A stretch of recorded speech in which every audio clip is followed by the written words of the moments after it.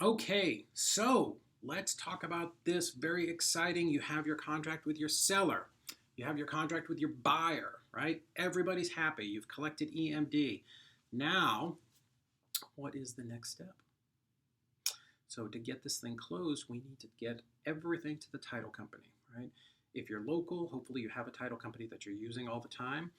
If you are new, here's what I would suggest. Don't just randomly start calling title companies. Talk to other investors, talk to experienced people in your market, and ask them who is an investor friendly title company that will do an assignment of contract. If you're super even newer than that, get on a Facebook group and ask them who is the investor friendly title company in your area, right? And you may want to know this before you start. It would be very helpful to be able to tell, hey, Mrs. Smith, here's where we're going to be closing this property, this deal out at, because some sellers may want to call that title company and say, hey, do you know David Olds? Is he reliable, right? So it helps if you can have a little bit of a relationship with that title company. Also with your buyer, hey, Miss, Bob Jones or whatever his name is. Hey, here's the deal. It's a one-page contract. We're going to close this at Key Title here in Chattanooga, who, by the way, if you're in Chattanooga, they're a great title company. But hey, we're going to close this over at Key. They do a lot of work for us. They keep the prices very, very, very low because sometimes there will be pushback from a buyer on what title company to use. And I promise you, rewind and listen to this again. If you let your buyer pick the title company, 95% chance this deal is going to die because you've lost control of the deal. So, the title agent will not be as responsive to you as they are to their friend who brought them the deal. When they get that title work over, they are going to tell the buyer, hey, he's making a $23,000 assignment fee. Is it going to close on time? I mean, just a multitude of problems, right? I mean, every time we've tried this, literally, unless it's a hedge fund who only will close with their title company, that's an exception if you're closing with them. It's probably going to go south, right? It just is. I had a $60,000 deal that went south on me 20 minutes before closing because the buyer and the seller got together and said, oh my God, you're paying how much for this? And the buyer's like, they had it under contract for what? And literally, he walked on his 5K EMD and cut us out of the deal. So stay in control is what I'm telling you. And this is your job, right? You are a wholesaler. Your job is to provide relief to the seller, right? To get them what they've asked for, what you've agreed to. Your deal to the buyer is to usher this property through closing, right? So I've had wholesalers come to me and say, hey, I've assigned this contract to you and you close it. I'm like, homie, if I close it, I don't need to be paying you, right? So this is your job to schedule closing and talk to everybody. So again, your job to get this property or this deal closed. So here's what I do. Right? When it was just me, now I've got a full team of transaction coordinator. And if you're not good at this, we have a company, Easy REI Closings. We are happy to do this for you. If you're a member of Easy REI Closings, thank you so much for trusting us if you're watching this. But here's what the transaction coordinator has to do. Again, you don't have one and you're doing it. This is what you have to do.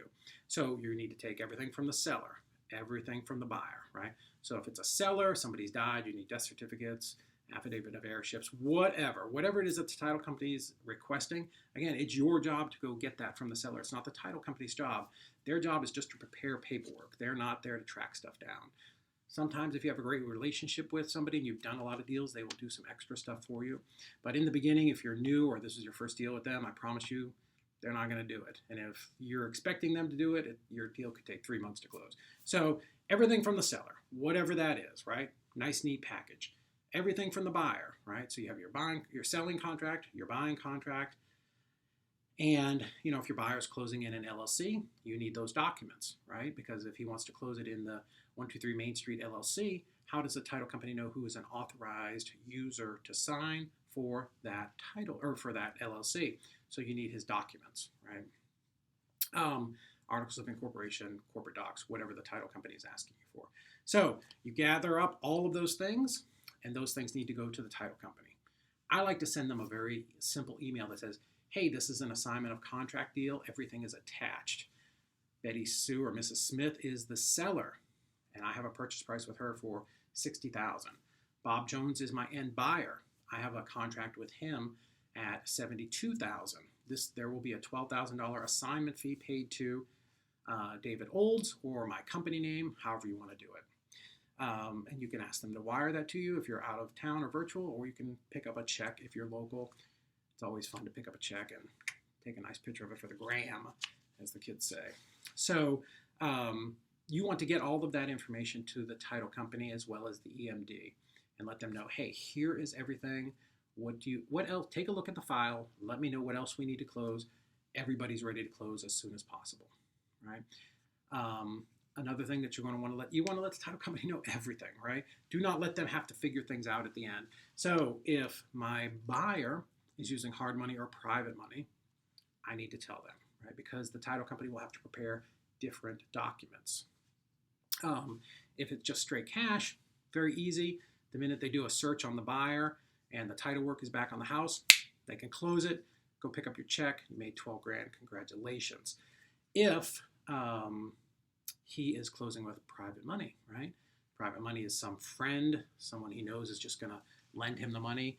Chances are there needs to be a mortgage or a deed of trust, depending upon the state you're in, and the title company is going to have to prepare that. So that is extra stuff, right? That's things that are going to take them a little while longer. They're going to need information.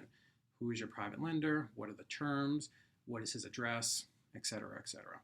If they're using a hard money lender, well, things get even more complicated. Not undoable, but just a little more complicated, and we need to tell the title company because they're going to have to coordinate with whoever it is at the title company, or I'm sorry, at the hard money company, hard money funder, what it is that they need, right? Because they're going to need like a lender's policy. They're going to need certain information. They're going to need to review the HUD before they fund it, right? So there are going to be extra steps that are involved there, and you need to tell the title company that up front. So I like to include all of that in that email.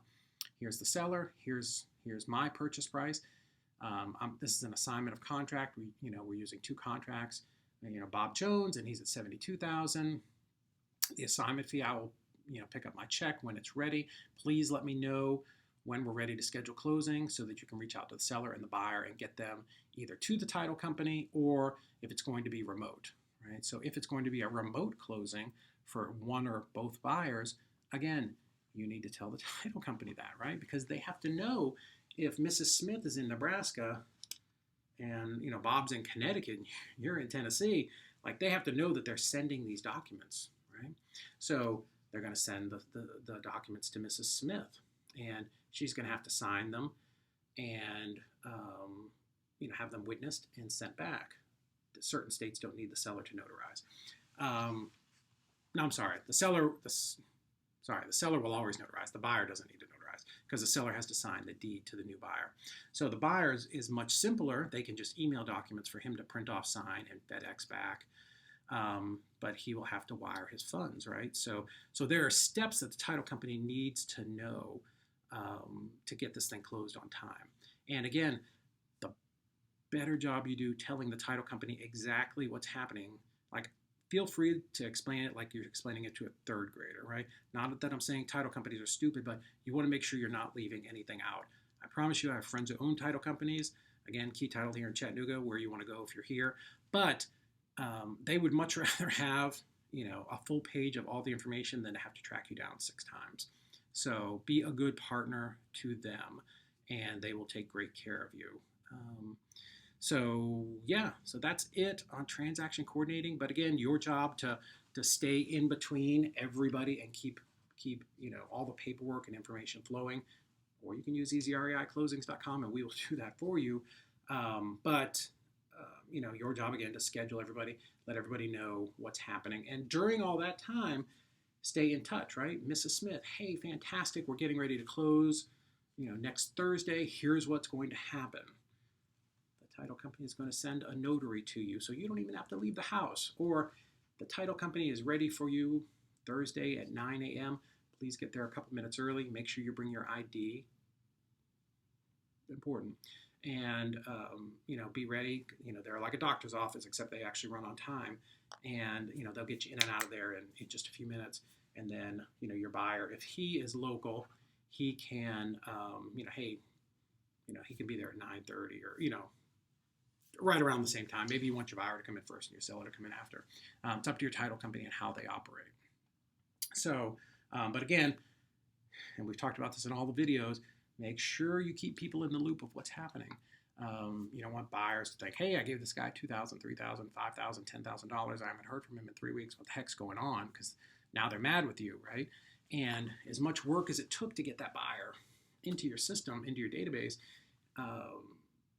once, you don't want them mad, right? We want people to buy multiple deals from us. So, do a good job and stay in good communication with those people. So, so that is it. That's pretty much the end of the process. So if you have any questions, feel free to reach out to me. I'll be happy to help. Have a great day and go make a lot of money.